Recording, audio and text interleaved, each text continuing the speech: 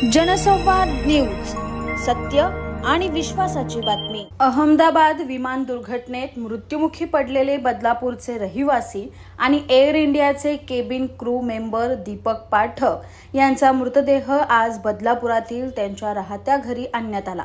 यावेळी बदलापूरकरांनी साश्रुनयनांनी त्यांना श्रद्धांजली अर्पण केली, तर दीपकचा मृतदेह पाहून त्यांच्या कुटुंबियांनी मोठा आक्रोश केला। 12 जून 2025 रोजी अहमदाबादहून लंडनला जाण्यासाठी निघालेलं एअर इंडियाचं विमान कोसळलं होतं। या अपघातात विमानात केबिन क्रू म्हणून काम करणाऱ्या दीपक पाठक यांचाही मृत्यू झाला होता। मात्र DNA टेस्ट करून त्यांच्या मृतदेहाची ओळख पटवण्यासाठी मोठा कालावधी गेला।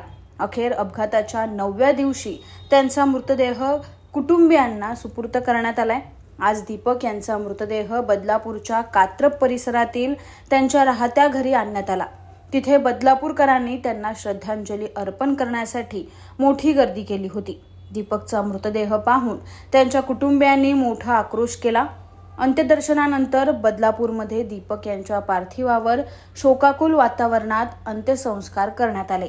अंबरनाथ पार्ले गांव में खुल चुका है एक ऐसा प्रीमियम रेस्टोरेंट जहां आपको मिलता है डिलीशियस फूड, साथ एक कॉजी इंटीरियर का आनंद। Welcome to Noon to Moon. हर कॉर्नर आपको अपने एक अलग वर्ल्ड में ले जा सकता है। फैमिली मीटअप्स, गैदरिंग्स या अपने special dinner, non veg to veg, इनके मेन्यू में आपको हर तरह के डिलीशियस मिलते रहेंगे। इसलिए स्पेशल सिंधी डिशेस, जहाँ आपको मिलेगा एक वाइड वेराइटी ऑफ डिशेस, हर एक टेस्ट बर्ड को सॅटिस्फाय कर सके।